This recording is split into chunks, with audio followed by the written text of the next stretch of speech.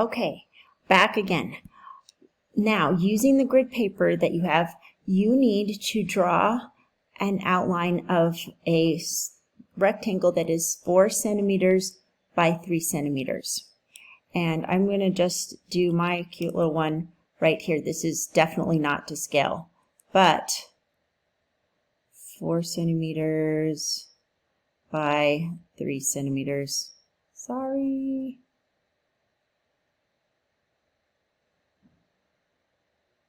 And let's see.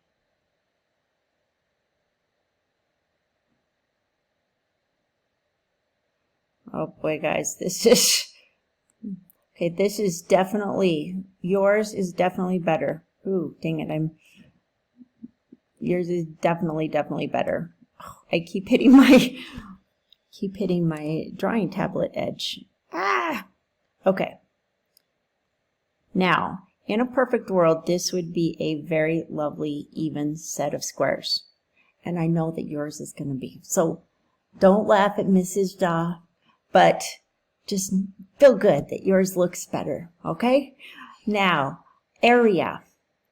We can find the area by counting all of the squares. And looking at this, we know that our area for this is going to be 12 centimeters, and we say centimeters squared. That means that they're in little squares, so that they're 12 cubic centimeters. We know that our perimeter, if you remember, our perimeter is we take and we add everything up. And I know that 4 plus 4 is 8, plus 6 is going to give us 14 centimeters. Now they said problems 21 and 22 are optional. We are going to skip that. And now we're going to talk about looking at that area where we had sides. There is a special concept when we're looking at area where we have numbers that are exactly the same on both sides. They're squares. And we're going to review some squares in multiplication fact, but you'll also see them in how they actually look if we were to draw it out. So multiplication fact, 1 times 1 we know is 1. 2 times 2, 4. 3 times 3, 4 times 4. Now, if you were to look at these numbers drawn out, you would say that they create a square. Let me show you off to the side. I'll create, now guys, no laughing again. This is my beautiful square, okay? And this is my 2 by 2. This is 2 by 2. And notice, if we were to multiply that, would be 4. And because these two numbers are multiplied together, they refer to it as squaring the number. So 3 squared is 9. 6 by 6 is 6 squared, and because we have our math facts, we know that that number is 36. So when a number is multiplied by itself, the term is we square that number. And it's based on how it looks in this situation. Here, let's do 7 squared, which we know as 7 times 7. And because we are math hotshots, we know our 7s. It is 49.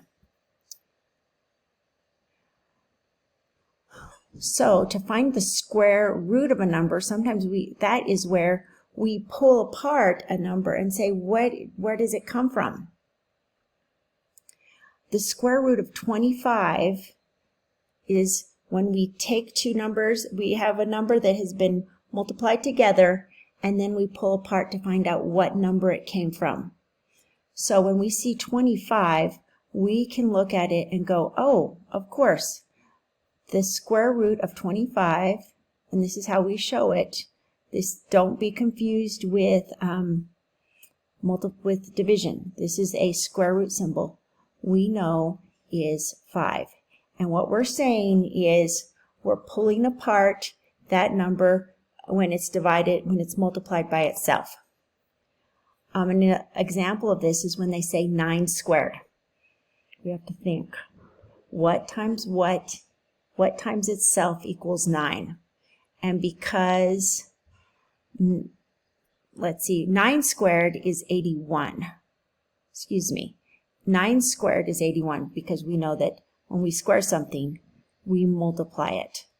But when we say the square root of 9, we have to say what times what itself equals 9.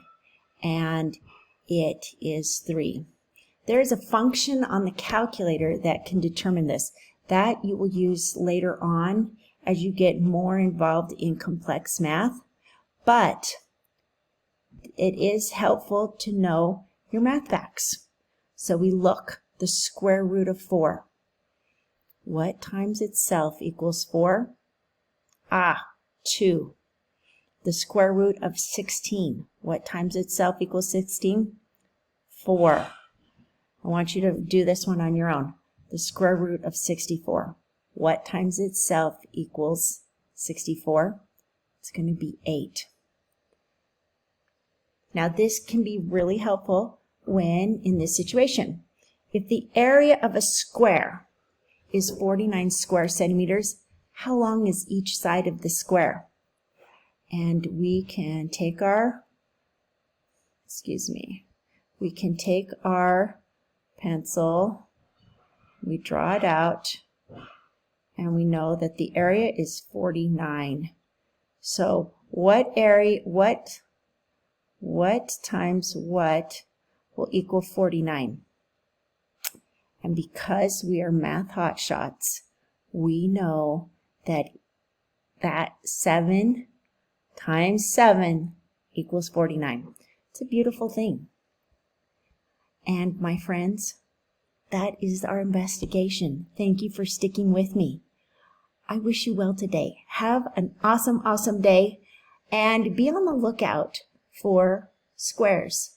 Look in your math, your multiplication table, and identify the numbers that are multiplied by each other. You are going to be using those numbers a lot, and they're going to come in handy. So I want you to know 1 times 1, 2 times 2, 3 times 3, 4 times 4, 5 times 5, 6 times 6, 7 times 7, 8 times 8, 9 times 9, 10 times 10, 11 times 11, 12 times 12. Those are all create square numbers.